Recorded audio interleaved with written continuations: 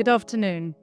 My name's Amin. I'm with British International Investment, the UK's DFI. We invest in private sector companies in Africa and Asia. And we've also been leading a lot of work with our DFI peers or public development banks, as here at the Financing Commons Summit is highlighting, on a really urgent challenge. We know that climate is already impacting every part of the world, and at the same time, the poorest people are the most vulnerable and least able to adapt to climate change. So at BII, we've been partnering with our DFIs, brothers and sisters, with multilateral development banks as well, on ways in which we can really look to accelerate private investment in climate adaptation and resiliency. So actually, we're also the Adaptation Resilience Investors Collaborative was actually born at the first Financing Commons Summit in Paris in 2020. So we are a child of FICS. And we've been working since our launch, we've been working to really come together around understanding what are the key issues that are needed that we need to address to be able to unlock private investment into climate adaptation. And it became quite clear from the beginning, well, we first of all needed to all talk the same language. We realized that we didn't have the same vocabulary or understanding of what really climate adaptation means, particularly in a private sector context. And I think for many, many years, there was always a perception that adaptation was really only for governments to take action. But it's become increasingly clear that the private sector absolutely has to take action, both to ensure resiliency of its own businesses, operations, supply chains, but also importantly to bring the solutions, the technologies, the innovations that are needed to help all sectors and all communities adapt to climate change. So that's why at BII we've been so actively working both through our own investments to invest in companies that can support these types of solutions, particularly in the ag tech, fintech space. A lot of early stage companies that are really coming forward with very needed solutions, but it may be very risky. And so we've been using our climate innovation facility to support those. But we know that's not enough, and we can't continue to just act on our own. And we collectively, as the development finance community, really, really need to work together. So that was the purpose of the Adaptation Resilience Investors Collaborative. And as you can see, a number of members, many of which are here today in Cape Town. And in terms of the work we've focused on, we've really focused in on three main areas.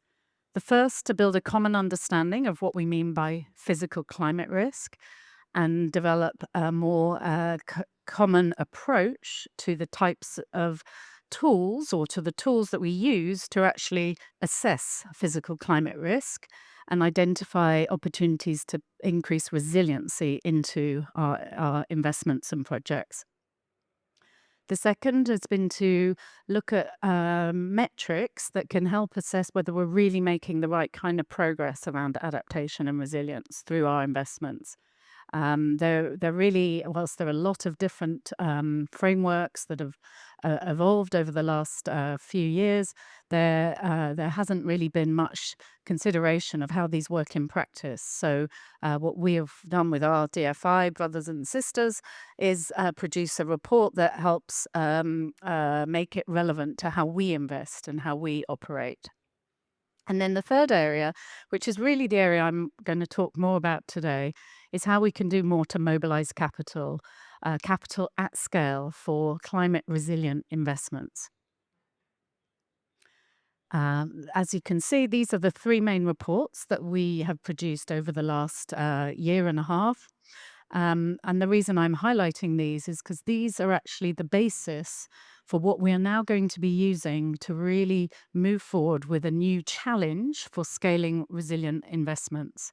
So a report based on physical climate risk, another one on impact metrics and measurement, and then this third one, which is a report we produced with the Dutch FMO DFI on a climate investment playbook, which helps to identify the types of companies and technologies that are going to be essential to enable climate adaptation.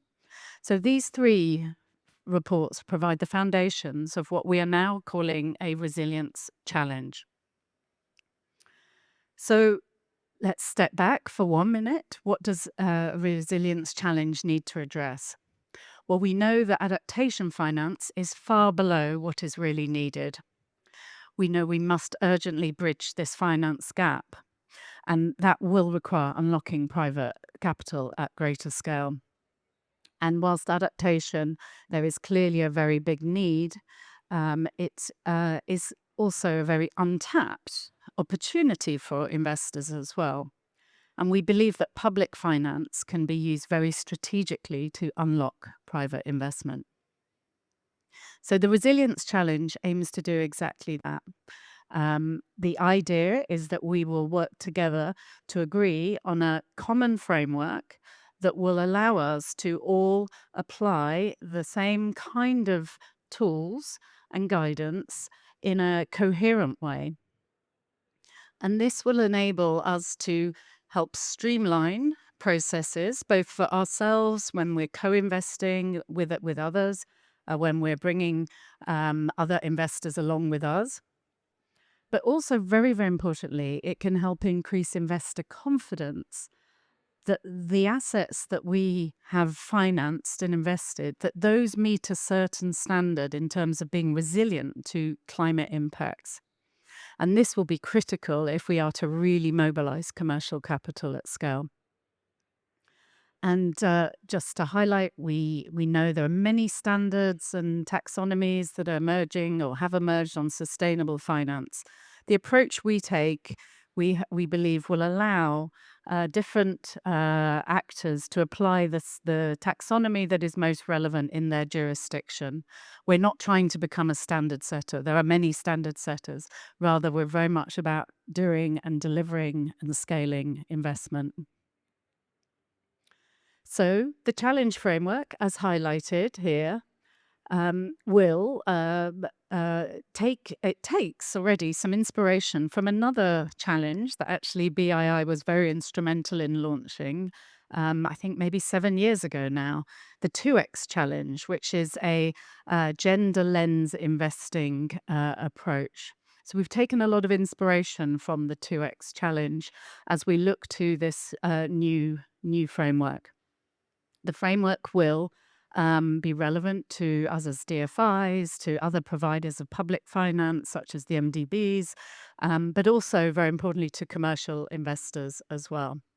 The idea is to create coherency, but allow flexibility for us to apply our own processes and systems. And we really do believe that this will be a critical step in helping ensure much greater resilience of all sectors, of all economies, and in particular, the most vulnerable communities around the world. Thank you.